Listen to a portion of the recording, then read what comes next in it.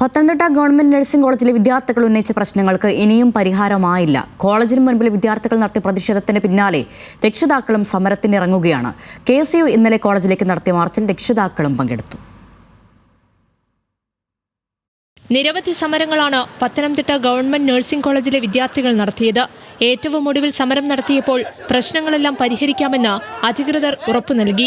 എന്നാൽ ഉറപ്പെല്ലാം പാഴ്വാക്കായതോടെ രക്ഷിതാക്കളും സമരത്തിനിറങ്ങുകയാണ്. കോളേജ് അധികൃതരുടെ ഭാഗത്തുനിന്ന് നീതി ലഭിക്കുമെന്ന് പ്രതീക്ഷിക്കുന്നില്ലെന്നും നിയമപരമായി മുന്നോട്ടു പോകുമെന്നും രക്ഷിതാക്കൾ പറഞ്ഞു. ഈ 5ാം ബാച്ച് എന്ന് പറയുമ്പോൾ ആദ്യത്തെ അഡ്മിഷൻ എടുത്ത കുട്ടി 4 വർഷം കഴിയുമ്പോൾ കോഴ്സ് ഔട്ട് ആവും.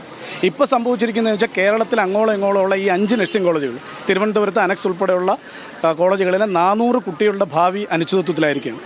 ഇപ്പോഴും മന്ത്രി പറയുന്നത് INC-യുടെ അംഗീകാരം വേണ്ട, അങ്ങനെ സുപ്രീം കോടതി വിധിയുണ്ടെന്നാണ്. എന്നാൽ PTA മീറ്റിങ്ങിൽ ഞങ്ങളുടെ പ്രിൻസിപ്പൾ പറയുന്നത് 1 ലക്ഷം രൂപ കഴിഞ്ഞ മാസം INC-ക്ക് ഇൻസ്പെക്ഷന് വേണ്ടി അടച്ചു എന്നാണ്. അപ്പം മന്ത്രി പച്ചക്കള്ളം പറഞ്ഞ് ഞങ്ങളെയൊക്കെ വഞ്ചിക്കുകയാണ്, പറ്റിക്കുകയാണ്. ഇവർക്ക് എന്തെല്ലാം പറഞ്ഞ് ഞങ്ങളെ രക്ഷകർത്താക്കളെ പറ്റിച്ചിട്ടുണ്ട്. പക്ഷേ ഞങ്ങളുടെ കുട്ടികളെ ഭാവിയിലേക്ക് വേണ്ടി ഒരുപാട് കുന്നോളം പ്രതീക്ഷയായിട്ടായി കുട്ടികളെ വിട്ടത്.